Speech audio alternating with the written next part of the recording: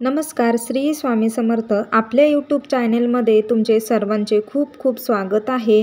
तर आजच्या व्हिडिओमध्ये आपण गौरी आवाहन पूजेचा शुभ मुहूर्त, गौरी विसर्जनाचा शुभ मुहूर्त, गौरीबद्दल संपूर्ण माहिती, त्याचबरोबर 3 दिवसामध्ये नैवेद्य कोणता दाखवावा, कसा दाखवावा, काय पद्धत आहे, संपूर्ण माहिती आजच्या व्हिडिओमध्ये आपण जाणून घेणार आहोत. त्यामुळे व्हिडिओ स्किप करू नका, व्हिडिओ संपूर्ण पहा. व्हिडिओ आवडला तर चॅनेलला नक्की सबस्क्राईब करा. ज्यांच्या आगमनाची आपण सर्व आतुरतेने वाट पाहत असतो, अशा लाडक्या गणपती बाप्पांचे कालच जल्लोषात आगमन झालेले आहे. गणपती बाप्पाच्या आगमनानंतर आपल्याला वेध लागतात ते ज्येष्ठ गौरी आवाहनाचे. उद्या म्हणजेच 21 सप्टेंबरला गुरुवारी या दिवशी ज्येष्ठ गौरी आवाहन होत असून पुढे गौरीपूजन आणि विसर्जन असा त्या व्रताचा विधी असतो. 3 दिवस गौरी आपल्याकडे असतात. गणपती बाप्पाची जितकी भक्त आतुरतेने वाट पाहत असतात, तितक्याच आतुरतेने ज्यांच्या घरी गौरी असतात, ज्येष्ठ गौरीच्या आवाहनाची देखील भक्त वाट पाहत असतात. आपण गौरींची स्थापना करून त्यांचे मनोभावे पूजन म्हणजेच गौरीच्या रूपात येणाऱ्या पार्वतीची आपण सगळे मोठ्या उत्साहाने आणि आनंदाने पूजा अर्चा करून नैवेद्य दाखवून रीतसर विसर्जन करत असतो. ही गौरी म्हणजे गणपती बाप्पाची आई आहे. ती आपल्या बाळ गणेशाला घेऊन जाण्यासाठी गौरीपूजनाच्या दिवशी आपल्या घरी येते आणि तिसऱ्या दिवशी पुन्हा आपल्या घरी परतते. महाराष्ट्रात ज्येष्ठ गौरीचा 3 दिवस चालणारा उत्सव साजरा केला जातो. वेगवेगळ्या भागानुसार वेगवेगळ्या पद्धती आहेत. 3 दिवसांमध्ये वेगवेगळे नैवेद्य देखील गौरी मातेला दाखवली जातात. यालाच महालक्ष्मी पूजन असे देखील म्हणतात. आपापल्या रीतिरिवाजाप्रमाणे गौरी बसवल्या जातात. अखंड सौभाग्यासाठी तसेच सुख, समृद्धी, समाधान आणि कल्याणासाठी ज्येष्ठ गौरी आवाहन हा उत्सव साजरा केला जातो. 3 दिवस चालणाऱ्या या उत्सवात पहिल्या दिवशी गौरीचे आगमन, दुसऱ्या दिवशी पूजन आणि तिसऱ्या दिवशी विसर्जन केले जाते. नवविवाहितेसाठी हा सण खूप मोठा आणि खास असतो. या दिवशी तिला 5 ओवसे द्यावे आणि घ्यावे लागतात. ही माहेरवाशिणी असल्याने आपण सर्वजण तिचे मोठ्या उत्साहात आणि आनंदात स्वागत करतो. त्यांना नवीन वस्त्र, दागदागिने घालून सजवण्यात येते. त्यांच्यासाठी वेगवेगळ्या प्रकारची सजावटही करण्यात येते. फुलांची आरास तर कोणी दिवे आणि थर्माकोलच्या मकराची आरास, तर काही ठिकाणी गणपतीसाठी केलेल्या मकरात गणपती बाप्पाजवळ गौऱ्या बसवल्या जातात. काही ठिकाणी केवळ मुखवट्यांची पूजा केली जाते, तर काही ठिकाणी पूर्ण उभ्या गौरी पूजल्या जातात. कोकणात काही ठिकाणी खुर्चीवर बसलेली गौरी असते. पहिल्या दिवशी गौरीला भाजी आणि भाकरीचा नैवेद्य दाखवला जातो. प्रत्येक भागानुसार वेगवेगळ्या पद्धती असू शकतात. तसेच तिच्या आवडीचे पदार्थ करून तिला नैवेद्य दाखवले जातात. आपल्या हिंदू धर्मशास्त्रामध्ये नमूद केल्याप्रमाणे गौरी म्हणजेच पार्वती ह्या भगवान शंकर यांच्या पत्नी आणि विघ्नविनाशक गणपती बाप्पाच्या माता आहेत. गौरी हे माता पार्वतीचे दुसरे नाव आहे. ह्याचा उल्लेख प्राचीन ग्रंथांमध्ये देखील आढळून येतो. पौराणिक कथेनुसार राक्षसांच्या अत्याचाराला कंटाळून आणि त्यांच्या सौभाग्याचे रक्षण करण्यासाठी पृथ्वीवरील महिलांनी देवी पार्वतीला आवाहन केले. त्यांच्या आवाहनाला प्रतिसाद देत माता पार्वतीने भाद्रपद शुक्ल अष्टमीला राक्षसांचा वध करून पृथ्वीवरील प्राणिमात्रांचे दुःख नाहीसे केले. त्यामुळे सर्व स्त्रिया अखंड सौभाग्य प्राप्तीसाठी भाद्रपद शुक्ल अष्टमीला ज्येष्ठ गौरीचे व्रत करतात. ज्येष्ठ नक्षत्रादरम्यान हा उत्सव येतो, त्यामुळे या व्रताला ज्येष्ठ गौरी पूजन म्हणतात. ज्येष्ठ गौरी पूजन हा आपल्या महाराष्ट्रातील लोकप्रिय सणांपैकी एक महत्त्वाचा सण असून तो मोठ्या आनंदाने आणि भक्तिभावाने साजरा केला जातो. भाद्रपद महिन्यात शुद्ध अष्टमीला ज्येष्ठ व कनिष्ठ गौरी आवाहन केले जाते. 3 दिवसाचा हा उत्सव असतो. महालक्ष्मी ही समृद्धीची देवता असल्याने गौरीची पूजा करतात. एक भगवान विष्णू यांची पत्नी आणि दुसरी भगवान शंकर यांची पत्नी पार्वती, ह्या दोघींनाही लक्ष्मी म्हणून आपण पूजत असतो. पण या दोघींमध्ये देवी पार्वती ह्या ज्येष्ठ गौरी म्हणून ओळखल्या जातात. नवमीला गौरी पूजन होते. गौरीला 16 प्रकारच्या भाज्या, पंचपक्वान्नाचा नैवेद्य केला जातो. दशमीला गौरी विसर्जन होते. घरात सर्वत्र आनंदाचे, उत्साहाचे वातावरण असते. प्रत्येकजण आपल्या ऐपतीप्रमाणे गौरी पूजन करत असतो. आता आपण गौरी पूजनाचा शुभ मुहूर्त काय आहे ते पाहूया.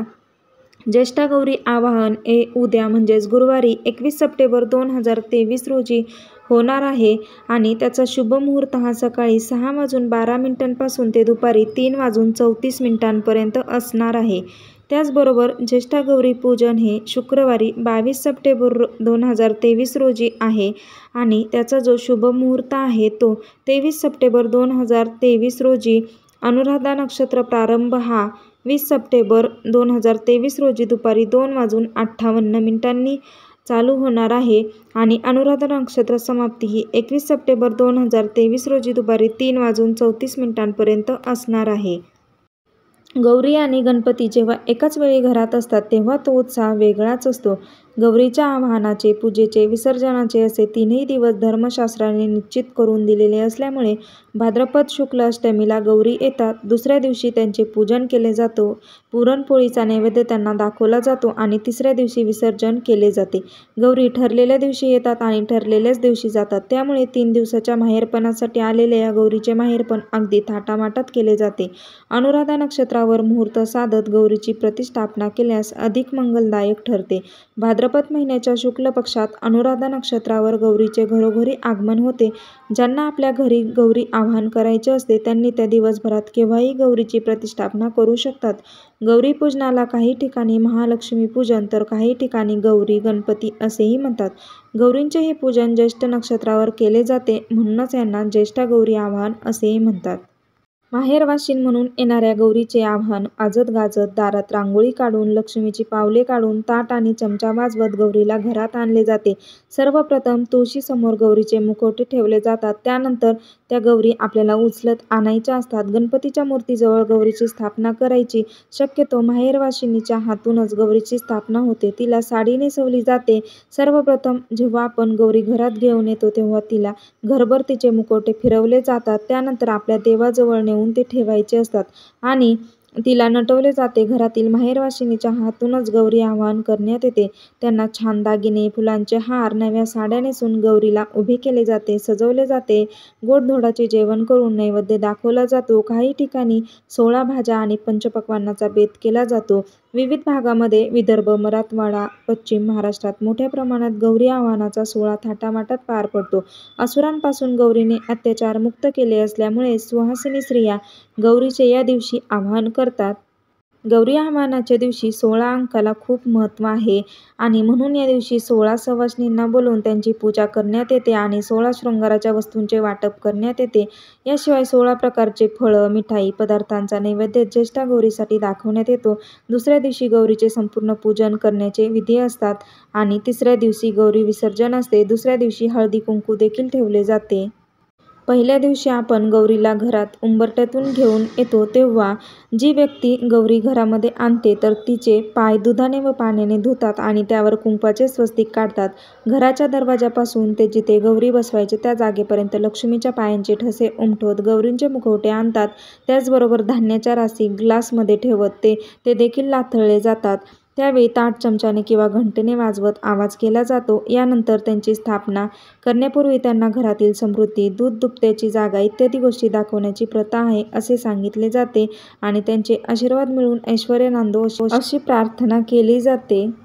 पहिल्या दिवशी भाजी भाकरीचा नैवेद्य गौरीला दाखवला जातो. त्यानंतर दुसऱ्या दिवशी म्हणजे ज्येष्ठा गौरी नक्षत्रावर गौरींची पूजा केली जाते. सकाळी गौरीची महालक्ष्मीची पूजा आरती करून केलेल्या फराळाचा नैवेद्य दाखवला जातो. बेसन लाडू, करंजी, रव्याचा लाडू हे सर्व जे फराळाचे पदार्थ आहेत ते गौरीसमोर ठेवले जातात. त्यानंतर फळे ठेवले जातात आणि नैवेद्य दाखवतात. पुरणाचा नैवेद्य दुसऱ्या दिवशी दाखवला जातो, आरती केली जाते. त्याचबरोबर काही भागामध्ये ज्वारीच्या पिठाचे आंबील, आंबाडीची भाजी, 16 भाज्यांची एकत्र भाजी याचा देखील नैवेद्य दाखवला जातो. दुसऱ्या दिवशी संध्याकाळी हळदी कुंकवाचा कार्यक्रम ठेवला जातो. तिसऱ्या दिवशी म्हणजेच मूळ नक्षत्रावर गौरीचे किंवा महालक्ष्मीचे विसर्जन करतात. त्या दिवशी सकाळी नेहमीप्रमाणे पूजा आरती करून सुताच्या गाठी बांधतात. त्या सुतात हळदी कुंकू, रेशमी धागा, सुकामेवा, फुले, झेंडूची पाने, बेलफळ, काशी फळाचे फूल असे एक एक जिन्नस घालून गाठी बांधतात. गोड शेवयाची खीर किंवा शेवयाचा भात ज्या ठिकाणी जशी पद्धत आहे तसा नैवेद्य दाखवला जातो. गौरीची पूजा आरती करून पूजा करण्यात काही चुका झाल्या तशी क्षमा मागून पुढील वर्षी लवकर येण्याचे आमंत्रण देऊन त्यांचा निरोप घेतला जातो आणि परंपरेनुसार मुखवटे हलवण्यात येतात. त्याचबरोबर नदीमध्ये विसर्जन करून परत येताना नदीतील माती घरी आणून ती सर्व घरभर पसरवतात. तर काही ठिकाणी मुखवटे हे तसेच ठेवतात आणि पुढच्या वर्षी परत तेच मुखवटे वापरले जातात. तर अशा प्रकारे आजच्या व्हिडिओमध्ये आपण ज्येष्ठा गौरी आवाहनाचा शुभ मुहूर्त, विसर्जनाचा शुभ मुहूर्त, 3 दिवस काय नैवेद्य दाखवावा आणि याची संपूर्ण माहिती पाहिली आहे. तर कसा वाटला व्हिडिओ कमेंट करून सांगा आणि असेच व्हिडिओ पाहण्यासाठी चॅनल सबस्क्राईब करा. भेटूया तसाच एक नवीन माहितीपूर्ण व्हिडिओ घेऊन. आजचा व्हिडिओ पाहिल्याबद्दल खूप खूप धन्यवाद. श्री स्वामी समर्थ.